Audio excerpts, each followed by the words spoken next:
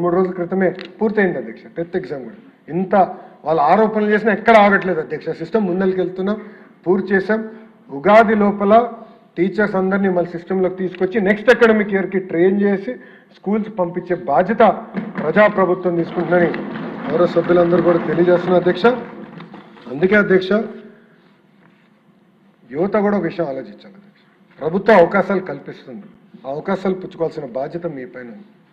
మీరు ఎంత ఆశతో చదువుతారో ఒక బాధ్యతగా మేము ఈ పరీక్షలు నిర్వహించి ఒక పారదర్శకంగా ఒక మోడల్గా చేయాల్సిన బాధ్యత మా పైన ఉంది. అంటే ఎలాంటి డౌట్ లేదు అధ్యక్ష. నేను మా డిపార్ట్మెంట్ ఒకటే చెప్తాను అధ్యక్ష, ఒక నిర్ణయం తీసుకునే ముందల మనం అందరూ ఆలోచించాల్సిన, ఒకవేళ మన బిడ్డనే ఆ పరిస్థితుల్లో ఉంటే మనం ఎలాంటి నిర్ణయం తీసుకుంటాం.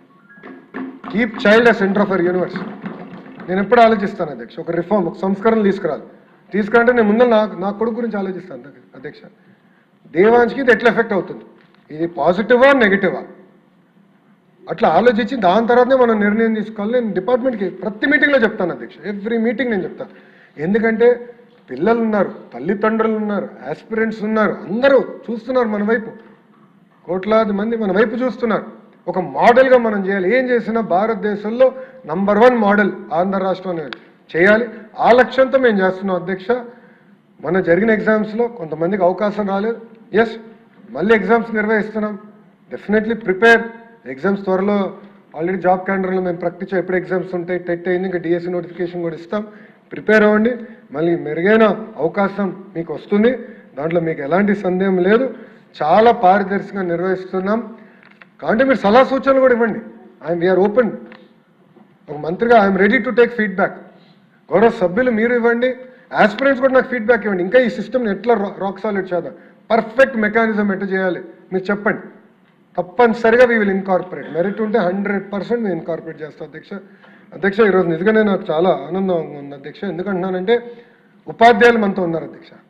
16,000 మంది ఎవరైతే నియామకం అయ్యారో వాళ్ళు స్వచ్ఛందంగా బయటకు వచ్చి మొన్న కర్నూలులో అద్భుతమైన ర్యాలీ చేశారు. మొన్న జరిగిన సండే కూడా అద్భుతంగా విజయవాడలో ర్యాలీ చేశారు అధ్యక్ష. నిజంగానే వాళ్ళకి నేను సభ తరపున అదేవిధంగా ప్రభుత్వం తరపున నా హృదయపూర్వక ధన్యవాదాలు తెలియజేసుకున్నాను అధ్యక్ష. ఎందుకంటే మీరు అలాంటి ర్యాలీ చేసినప్పుడే మాకు కొండంత బలం. పారదర్శకంగా మేము చేసామని మేము చెప్తాం ఒకే చెప్తే డైరెక్ట్గా ఎవరైతే టీచర్గా వచ్చారో వాళ్ళు చెప్తాం ఇంకా కొండంత బలం అధ్యక్ష. అదే నాకు బలపరిచింది. ఇంకా చేయాలని తపన నాలో పెరిగింది అధ్యక్ష. ఈరోజు క్షమించాలి, గొడ్డలి పార్టీ నాయకుడు రాలేదు అధ్యక్ష. ఆయన జగనన్న వ్యక్తి లోకేష్ని ప్రశ్నించట్లేదు అధ్యక్ష. జగనన్న వ్యక్తి గౌరవ ముఖ్యమంత్రి చంద్రబాబు నాయుడు గారిని ప్రశ్నించట్లేదు అధ్యక్ష. జగనన్న వ్యక్తి ప్రభుత్వాన్ని ప్రశ్నించట్లేదట అధ్యక్ష. జగనన్న వ్యక్తి అంబేద్కర్ గారిని ప్రశ్నిస్తున్నారు అధ్యక్ష. ఎందుకంటున్నానంటే ఇది అంబేద్కర్ గారు రాజ్యాంగంలో రిజర్వేషన్ విధానం తీసుకొచ్చిన వ్యక్తి, అది మేము పాటిస్తున్నాం. వర్టికల్ హారిజాంటల్ రిజర్వేషన్ పారదర్శకంగా నిర్వహించాల లక్ష్యంతో మేమున్నాం. అంబేద్కర్ గారిని ప్రశ్నిస్తున్నారు అధ్యక్ష గొడ్డలి పార్టీ నాయకుడు అధ్యక్ష. దానికి సమాధానం చెప్పమనండి అధ్యక్ష. ముందు అధ్యక్ష ప్రెస్ మీట్లు ఎందుకు అధ్యక్ష, రమ్మనండి హౌస్కి. ఎందుకు రాలేదైనా? నేను ఛాలెంజ్ చేశాను అధ్యక్ష. ఇది 4వ ఛాలెంజ్, 4వసారి ఛాలెంజ్ చేస్తాను. టైం డేట్ మీరు ఫిక్స్ చేయండి, డిబేట్కి నేను ready. I'm ready. In the house, out side the house I'm ready. నేనేం పారిపోట్లా. మీలాగా నా పైన సిబిఐ కేసులు లేదు, మీలాగా నేను బెయిల్ పైన లేను. నేను ఎక్కడికి వెళ్ళాలంటే నేను కోర్టుకు వెళ్ళి పర్మిషన్ తీసుకోవాల్సిన అవసరం నాకు లేదు, అది మీకుంది, నాకు లేదు. పారదర్శకంగా నేను నిర్వహిస్తున్నా అధ్యక్ష. Come to the house and debate. I'm challenging you today. వాళ్ళ ఫేస్బుక్లో పెడతారు అధ్యక్ష, ఎక్స్లో పెడతారు. డిబేట్ నుంచి మేము పారిపోయాం. అరే డిబేట్ చేస్తున్నారు భయ్, రా, కమ్, కూర్చోండి అక్కడ. మీకు మంచి ఒక బ్లాక్ కూడా ఉంది రెడీగా, ఖాళీగా 11 మంది పట్టేదాన్ని నీట్గా ఉంది. రండి కూర్చోండి, చర్చిద్దాం. సలహాలు సూచనలు ఉంటే ఇవ్వండి, విల్ టేక్ ఇట్ అప్. అంతేగాని అంబేద్కర్ గారు రాసిన రాజ్యాంగం మటుకు మీరు ప్రశ్నిస్తే ఒప్పుకునేందుకు మేము సిద్ధంగా లేం. తప్పనిసరిగా పారదర్శకంగా మేము నిర్వహిస్తాం. ఇంకొక 3 డిఎస్సీలు ఎన్నికల ముందర ప్రజాప్రభుత్వం నిర్వహించి ప్రభుత్వ పాఠశాలను బలోపేతం చేసే బాధ్యత మేము తీసుకుంటాం అధ్యక్ష. అంతేకాకుండా అధ్యక్ష మీరు చూస్తే సంవత్సరం అయిన తర్వాత మారుతున్నారు అధ్యక్ష. మొత్తం ప్రోగ్రామ్ అయిపోయింది, టీచర్లు ట్రైనింగ్ అయిపోయింది, అంతా అయిన తర్వాత సంవత్సరం తర్వాత వచ్చి ఇప్పుడు ఏదో అవకతవకలు జరిగినాయి. అంటే ఎక్కడో కాక్రోచ్ జనతా పార్టీ యాజిటేషన్ చేసింది, అది ఆదర్శంగా తీసుకుందాం. మేము కూడా ఒక ఆయన అన్నాడు కదా, నేను కూడా ఒక కాక్రోచ్ అని ఆయన అన్నాడు. ఆయన కాక్రోచ్ అంట. రమ్మనండి, రమ్మని చెప్పండి హౌస్కి. We're ready to debate. సలహా సూచనలు ఇవ్వండి, సిస్టమ్ని ఇంకా స్ట్రెంథెన్ చేస్తాం. అంతేగాని 3 గంటలు ప్రెస్ మీట్ పెట్టి మేమైతే సిద్ధంగా లేము, చాలా స్పష్టంగా సమాధానం చెప్పేదానికి మేము సిద్ధంగా ఉన్నాం.